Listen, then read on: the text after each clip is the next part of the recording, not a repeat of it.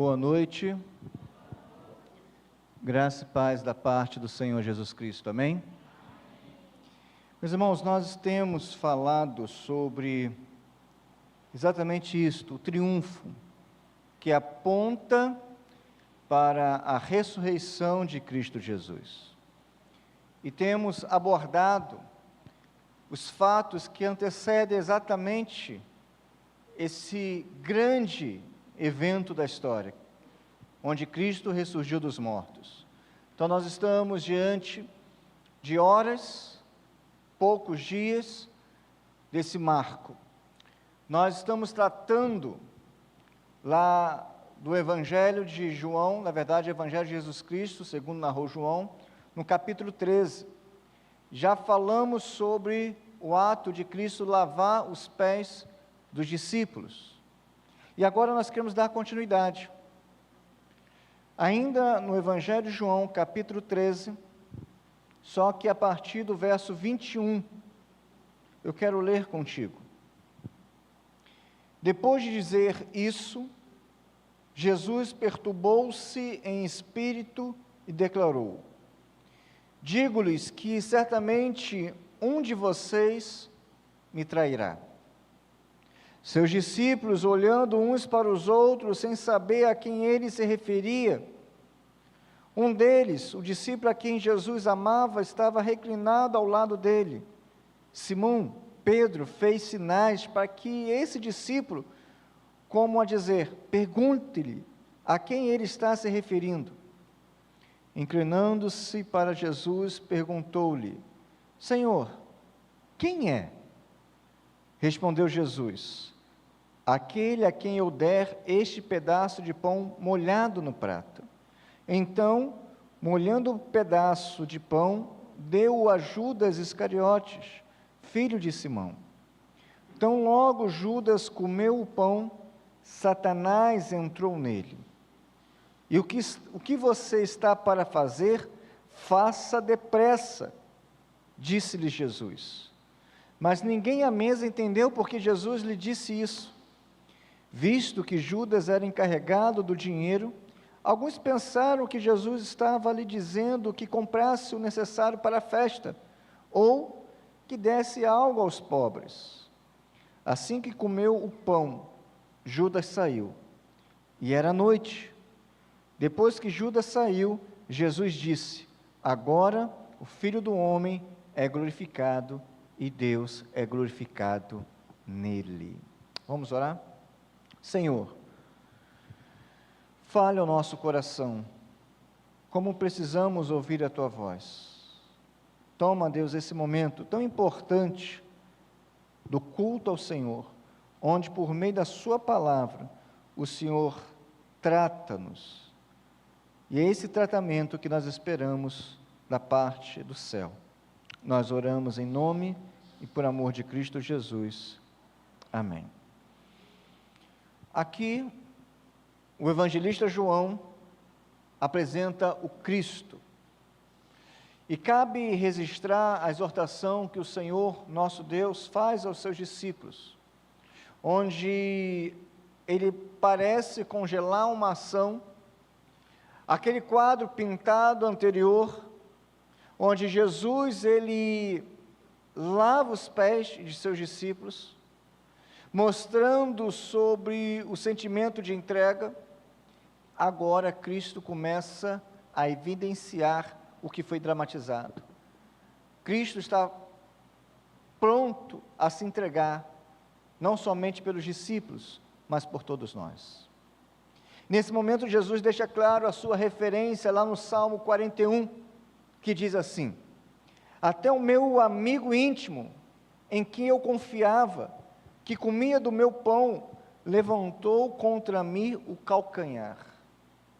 Você percebe que toda a Bíblia, toda a Sagrada Escritura, todo o registro que Deus permitiu que um homem tivesse em suas mãos, aponta para um fato, aponta para Cristo, sua vida, sua obra e a sua redenção. E esse fato não está longe disto. Quando Davi, o autor humano desse salmo escreveu, provavelmente ele estava falando de Aitofel, aquele um dos chefes que se voltou contra ele, contra Davi, e apoiou o seu filho, Absalão. Você pode ver essa história lá em 2 Samuel 15, 16 e 17, capítulo 15, 16 e 17. Mas uma coisa é bem sugestiva, tanto Judas como Aitofel se enforcaram. É lógico que eu quero que fique claro o seguinte: Judas não cometeu o suicídio a fim de cumprir uma promessa, uma profecia bíblica, não. Pois se assim fosse, o autor do pecado seria Deus. Mas não é o caso. Qual é o caso? Judas, ele foi responsável por suas decisões. E estas decisões cumpriram a palavra de Deus. E aí eu quero abordar algumas temáticas sobre Cristo. Primeiro, é o cuidado de Cristo. O cuidado de Cristo. Jesus, ele não desejava que a traição de Judas enfraquecesse os seus discípulos.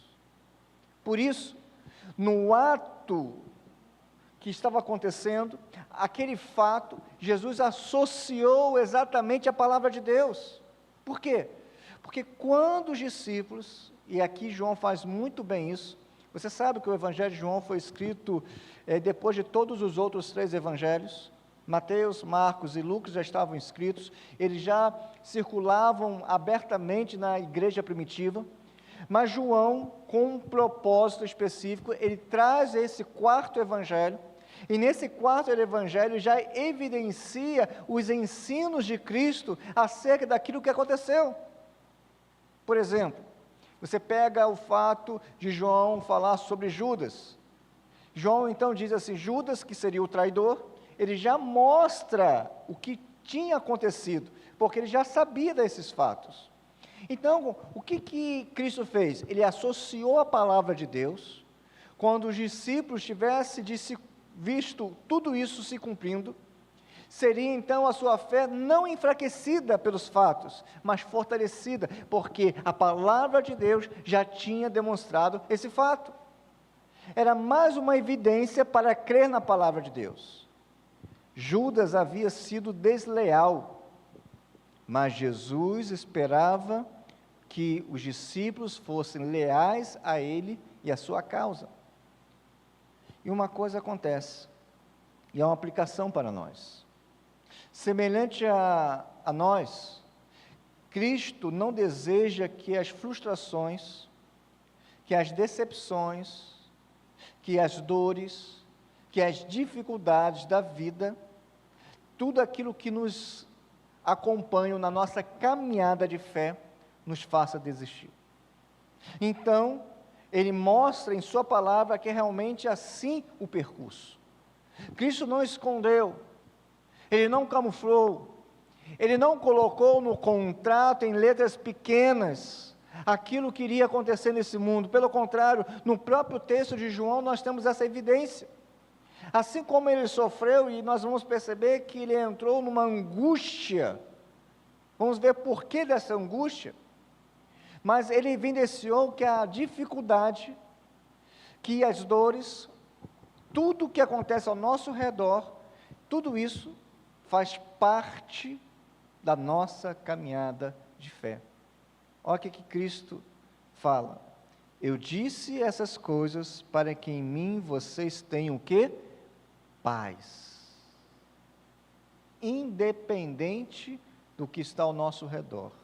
E ele vai, o próprio Evangelho de João, capítulo 16, verso 33 diz, neste mundo vocês terão aflições, contudo, tenham ânimo.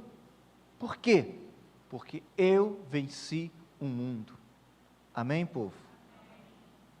Cristo pega o fato de Judas ter traído, junta com a promessa de Deus e mostra para nós, no dia de hoje, aquieta o seu coração, as dificuldades vêm, mas assim como eu venci o mundo, você vencerá porque eu estou contigo. E aí tem uma fala de Cristo, além do cuidado de Cristo, tem a fala de Cristo. E qual é a fala? É o que está registrado. João capítulo 13, verso 21 diz: um dentre vós me trairá. Imagine a cena. Um eco predomina. E qual é o eco? Qual é a repetição? Será que sou eu, Senhor? Será que sou eu? A Bíblia diz que cada um foi perguntando, um por um foi perguntando: sou eu, Senhor? Podemos praticamente ver Pedro, agora mais sereno, falando para João: pergunte a ele. Foi isso que o texto diz. O texto diz que João estava próximo de Cristo, e então Pedro fez provavelmente um gesto, ou falou bem baixinho: pergunte ao mestre. Em outras palavras, você está aí com mais intimidade com o mestre? Pergunte a ele quem é. E ele pergunta, e aí João escuta, não sei se os outros discípulos escutaram, não há um registro disso, mas provavelmente eles estavam falando entre si.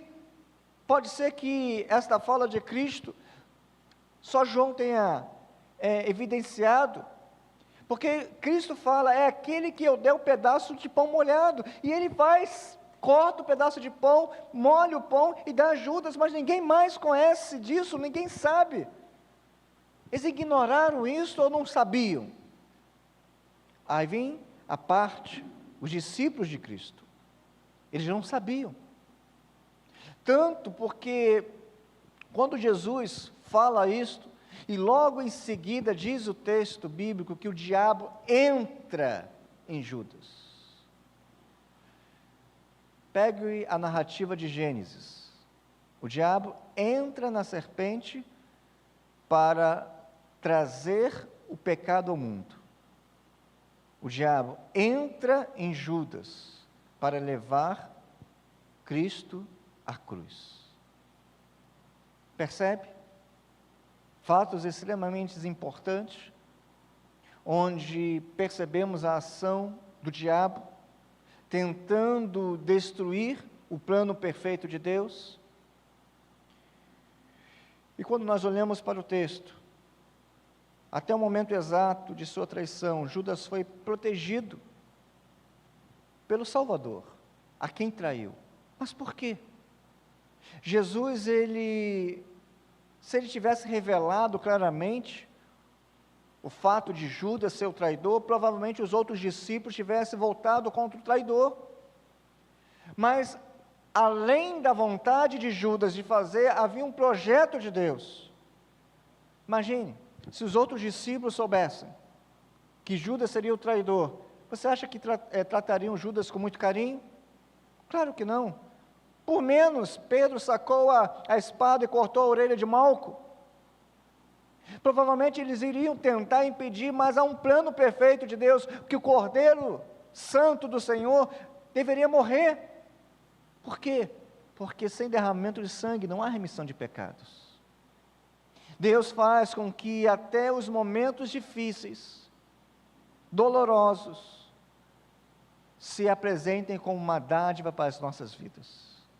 A traição de Judas, não é que Deus fez com que Judas traísse a Cristo, não é isso, mas a traição de Judas está dentro do planejamento de Deus, para mostrar que o nosso Deus é soberano, tudo está debaixo do seu poder, tudo está no controle absoluto de suas mãos, até os fatos mais horríveis que acontecem, Deus, de alguma maneira, há de ser exaltado, bendito, ao longo da história, não exatamente naquele fato, mas ao longo da história. Uma aplicação para nós: devemos cumprir a vontade de Deus, mesmo que nos gere prejuízo. Cristo preservou Judas, e isso gerou prejuízo para ele. Olha o que o apóstolo Paulo fala sobre isto. 2 Coríntios capítulo 11, verso 26. Muitas vezes tive dores, muitas vezes já fui açoitado, muitas vezes estive em perigo de morte. Paulo aqui refere-se à experiência que ele teve ao longo da sua vida cristã. Foi só maravilhas? Foi, gente? Então por que nós esperamos só maravilhas? açoites. Não sei se você já foi açoitado. Levar uma surra quando criança é uma coisa, uma varinha de goiaba é uma coisa, açoite. Lembra que o açoite romano, o chicote romano, ele era de couro, as suas tiras, e no final havia um pedaço de osso, que quando batia, quando voltava, cortava. Foi assim que Cristo levou, foi assim que Paulo também levou. Paulo foi náufrago. Paulo foi tirado de uma cidade como se estivesse morto, de tanto que ele sofreu fisicamente. E essas experiências levaram para as portas da morte. Mas em sua coragem e perseverança, ele sobreviveu. Sabe para quê? Para pregar e viver o Evangelho. As dores, as dificuldades, as traições devem nos levar para viver ainda mais o Evangelho e não desistir. O ato de desistir passa pelo nosso coração. Mas por que eu vou continuar? Por quê? É porque nós servimos além das nossas circunstâncias. Nós servimos aquele que tem todo o poder, aquele que é o soberano, aquele que é o eterno. Então, no versículo que nós lemos de Paulo, exprime as aflições, as angústias, porque passou em sua jornada de evangelismo. Ele não se rendeu às pressões, como também Cristo também não se rendeu. E eu quero te convidar, te encorajar a não se render às pressões deste mundo. E aí a gente fala sobre um fato que Cristo passou. O texto diz, a angústia. O verso 21 trata disto, pois diz, depois de dizer isso, Jesus perturbou-se em seu espírito e declarou, digo-lhes que certamente um de vocês me trairá. Uma sombra invade aquele ambiente. Diz o texto bíblico que Jesus se angustiou. E o verbo que João usa aqui é tarasso, que quer dar um sentido de o coração agitado, abalado. Quantas e quantas vezes nós somos abalados? Quantas e quantas vezes nós somos agitados para lá e para cá, parecendo que o nosso barco, a nossa vida há de naufragar, mas existe um Deus que nos ensinou, não de teoria, mas o Deus homem, Cristo, nos ensinou na prática. No meio da aflição, no meio da angústia, não devemos retroceder. Temos um alvo, e a Bíblia nos trata como soldados, como um bom soldado, temos um alvo, e devemos persistir e alcançar esse alvo, mesmo que 1000 caiam ao nosso lado. Eu quero te pedir, prossiga, continue, Cristo nos deu esse exemplo. O motivo de Jesus encontrar-se angustiado em espírito é porque o seu traidor está presente ali no cenáculo. A exposição de Judas Iscariote diante do grupo não era motivo de alegria. Uma pessoa que se afasta do grupo da igreja, da comunhão da igreja, uma pessoa que se rende a Satanás, não deve ser motivo de alegria. Pelo contrário, nosso coração precisa estar angustiado por aqueles que estão se perdendo. Nosso coração precisa estar quebrantado e buscar essas pessoas. Judas perdeu a maior de todas as oportunidades. Ele teve o melhor pastor que um ser humano poderia ter, mas mesmo assim, desperdiçou. Ele teve o melhor mestre, o mestre dos mestres, mesmo assim não aprendeu. desperdiçou todas as chances, escolheu viver debaixo do manto da hipocrisia, portou-se como santo, mas com um coração demoníaco. Judas esteve junto com Cristo, tinha privilégios, acesso aos privilégios espirituais. Olha o quanto esse homem viu,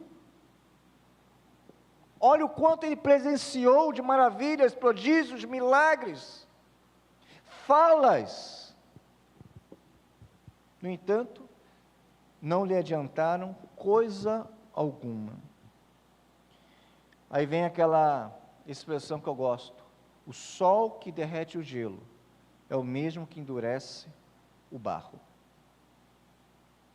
A palavra é pregada, a alguns o coração é quebrantado, a outros é endurecido. Apesar de tudo que Jesus havia dito sobre o dinheiro, e de todas as suas advertências sobre a cobiça, Judas continuou sendo ladrão e roubando a caixa dos discípulos. Apesar de todas as advertências de Cristo sobre a incredulidade, Judas persistiu em sua rejeição. Você lembra? Falamos sobre isso. Jesus lavou os pés de quem? Dos discípulos. Lavou os pés de quem também? De Judas. Cristo lavou os pés de Judas, mas o coração dele ainda permanecia sujo. Faltava mergulhar no sangue do Redentor.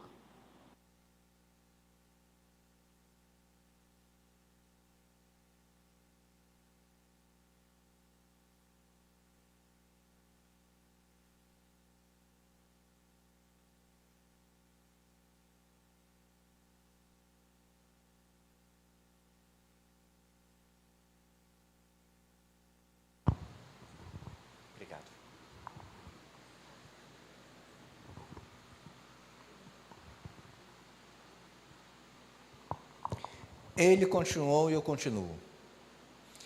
Judas continuou com o coração duro, com o coração voltado para as coisas desta terra. Ele continuou a alimentar o seu coração com o veneno da avareza, tornou-se um ladrão e um traidor. Não sei se você percebeu, a primeira fase, ele cedeu à tentação,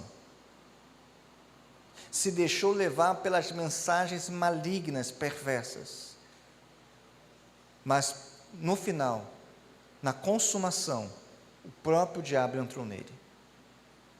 Percebe que é uma escada? Permito, deixo acessar o meu coração, depois o corpo. Em um ambiente, uma única pessoa pode estragar toda a atmosfera. Cristo, ele foi traído. Como Judas foi capaz de trair Jesus? Como aconteceu isso?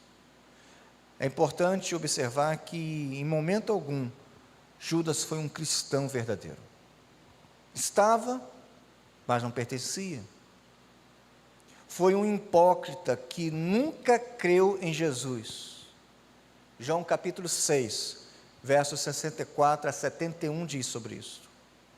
Ele não foi banhado por inteiro. Lembra quando Cristo lavou os pés dos discípulos? Ele disse, vocês, em relação a Pedro, quando Pedro pede para que lave o corpo todo, Jesus vai e diz, vocês já são limpos, exceto um.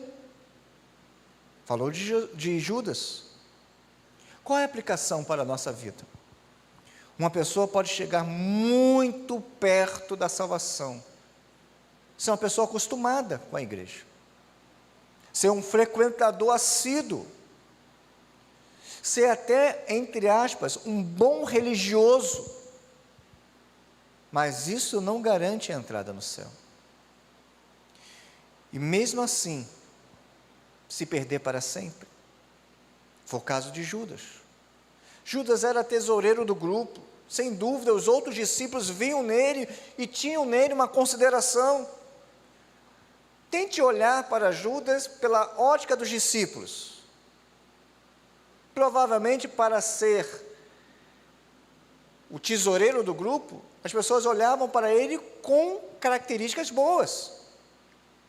Olhavam para Judas e viam uma pessoa fiel, dedicada, honesta, digna, confiável, respeitosa, responsável. Não adianta nada o que os olhos humanos enxergam, porque a palavra de Deus diz lá em Apocalipse que o Senhor, Ele nos olha com sua chama de fogo. Mas olha a visão de Cristo acerca de Judas, traidor. Conclusão. Judas nos mostra quão longe um homem pode ir em sua profissão religiosa sem ser convertido. Quão profundamente uma pessoa pode se envolver com as coisas de Deus e ser apenas um que respira a hipocrisia. Ser um religioso. Judas nos mostra a inutilidade dos maiores privilégios sem um coração sincero diante de Deus. Judas teve o maior dos privilégios, ele teve a Cristo como seu pastor direto, mas não tinha um coração sincero. Privilégios espirituais sem a graça de Deus não salvam, não salva ninguém. Ninguém é salvo por ser um líder religioso, ninguém é salvo por ser pastor ou por ser membro de uma igreja. É lógico que os salvos querem pertencer a uma igreja, mas não por ser de uma igreja é salvo, ou por ocupar um destaque na denominação, nada disso. Judas nos alerta sobre o perigo de ter apenas o conhecimento intelectual, sem uma experiência real de convencimento, de conversão. Judas nos mostra que ser batizado ou ser membro de igreja não é garantia de estarmos certos diante de Deus. Ele pertenceu ao colégio apostólico. Ele tinha o maior dos maiores como seu pastor, mas mesmo assim, de forma deliberada, deixou o seu coração ser embebecido pelas propostas de Satanás e permitiu que a sua vida fosse um instrumento nas mãos do diabo. E onde estava Judas? Lá fora? Não, estava dentro do ciclo íntimo. Eu quero te encorajar a ter uma vida de vigilância. Que os nossos corações, que o meu coração, que o seu coração não seja aprisco, um berço para as setas satânicas que são lançadas sobre nós. Primeiro, ele deu atenção, mas isso não é novo. O fruto da árvore era agradável aos olhos. O pecado sempre será agradável, se você não estiver vigiando. Judas tomou a sua decisão. Foi impulsionado? Sim, porque deu lugar. Sujeitai-vos a Deus e resisti ao diabo, e ele fugirá de vós. Amém? Vamos orar?